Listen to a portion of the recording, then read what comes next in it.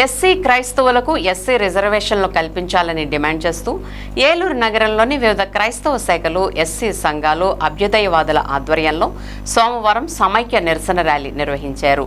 Xavier నగర్లోని cathedral నుంచి ప్రారంభమైన ర్యాలీ నగరంలోని ప్రధాన వీధుల మీదుగా ఏలూరు కలెక్టరేట్ వరకు భారీగా సాగింది.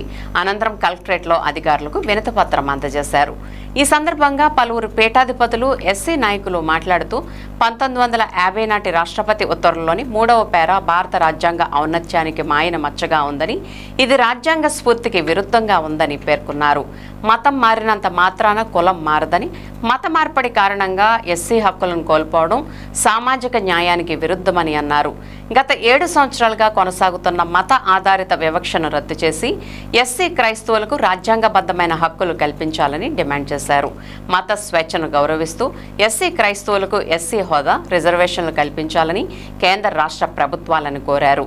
ఈ కార్యక్రమంలో ఏలూరు నగరంలోని వివిధ క్రైస్తవ శాఖల పీఠాధిపతులు, గురువులు, పాస్టర్లు, వివిధ ఎస్సీ సంఘాల నాయకులు, అభ్యుదయవాదులు, విద్యార్థులు, క్రైస్తవ సంఘాల ప్రతినిధులు తదితరులు పాల్గొన్నారు.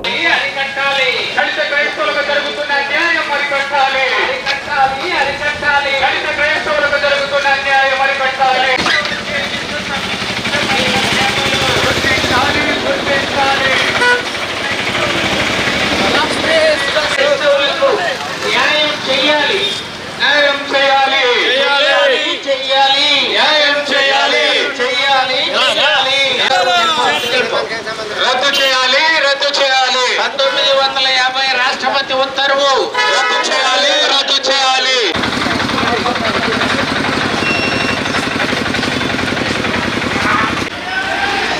పాలకులారా, ఎస్సీ క్రైస్తవులకు న్యాయం చేయాలి.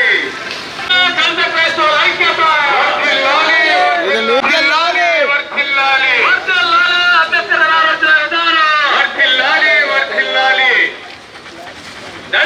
దళిత క్రైస్తవులకు ఎస్సీ హోదా కల్పించాలి, కల్పించాలి.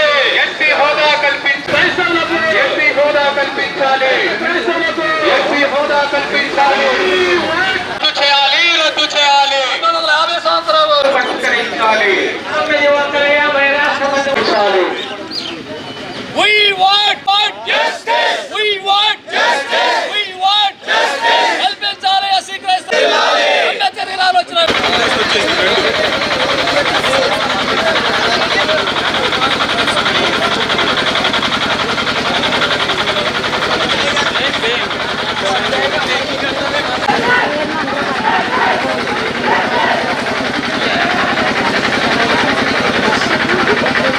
మతం మారితే కులం మారదు.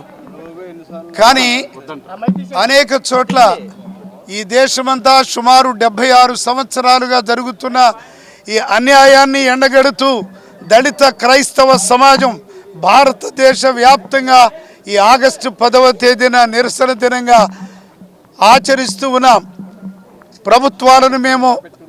ప్రభుత్వాలను అభ్యర్థిస్తున్నాం.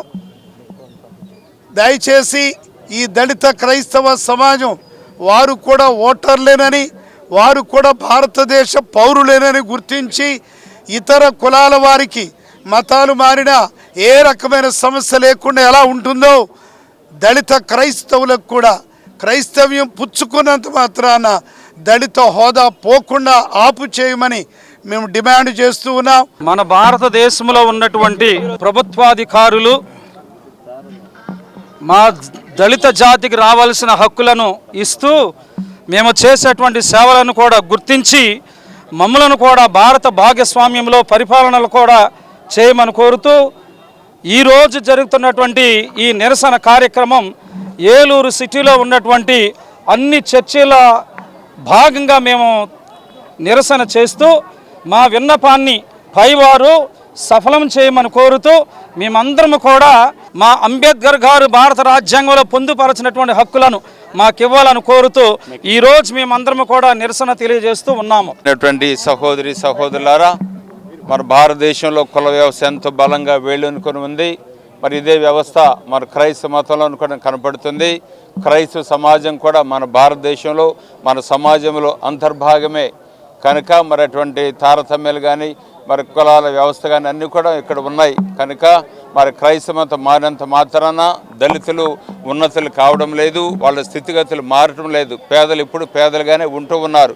కనుక ప్రభుత్వాలు ఈ విషయాన్ని గమనించి మరి ఈ విషయంలో మాకు సహాయం చేసి దళిత క్రైస్తవులు కూడా దళిత హోదా ఇవ్వాలని మేమందరం ప్రత్యేకంగా కోరుతున్నాం. దళిత క్యాథలిక్ జేఏసీ ఈ రోజున ఆగస్టు 10 బ్లాక్ డే మన ఏలూరు మేత్రాసం బిషప్ జయరావు గారు ఏదైతే ఆదేశాల మేరకు మేమంతా కూడా ఇక్కడ బ్లాక్ డే నిర్వహించి శాంతి ర్యాలీ తలపెట్టామో, ఏదైతే 1956లో సిక్కు మతం తీసుకున్న దళితులకు ఎస్సీ హోదా ఇచ్చారు, 1990లో సిక్కు మతం తీసుకున్న బౌద్ధ మతం తీసుకున్న దళితులకు ఎస్సీ హోదా ఇచ్చారు. అదేవిధంగా 1996లో దళిత క్రైస్తవులను ఎస్సీలుగా గుర్తిస్తామని అప్పుడు కాంగ్రెస్ ప్రభుత్వం పివి నరసింహారావు గారు బిల్లు పెట్టి సాంకేతిక లోపాలను చేతులు దులుపుకున్నారు. ఈ రోజున ఏదైతే బాలకృష్ణ కమిషన్ని తక్షణమే రిలీజ్ చేసి ఎస్సీ క్రైస్తవులను ఎస్సీలుగా గుర్తించాలని మేము డిమాండ్ చేస్తూ ఈ శాంతి ర్యాలీకి మా బిషప్ తండ్రి గారు ఇక్కడ శాంతియుతంగా చేయమని ఆదేశించినందుకు ఇక్కడ కూడి వచ్చిన ఫాదర్స్కి అందరికీ కూడా మా ఎస్సీబీసీ కమిషన్ చైర్మన్ గారు, సెక్రటరీ గారు ప్రసాద్ గారికి, మైకిల్ ఫాదర్ గారికి అందరికీ కూడా మేము ప్రత్యేకంగా ధన్యవాదాలు తెలియజేస్తాం. 76 సంవత్సరాలుగా ఎస్సీ క్రైస్తవులకు కేంద్ర ప్రభుత్వం అన్యాయం చేస్తూ ఉన్నది. ఎందుకు ఈ కక్ష, ఎందుకు ఈ వివక్ష?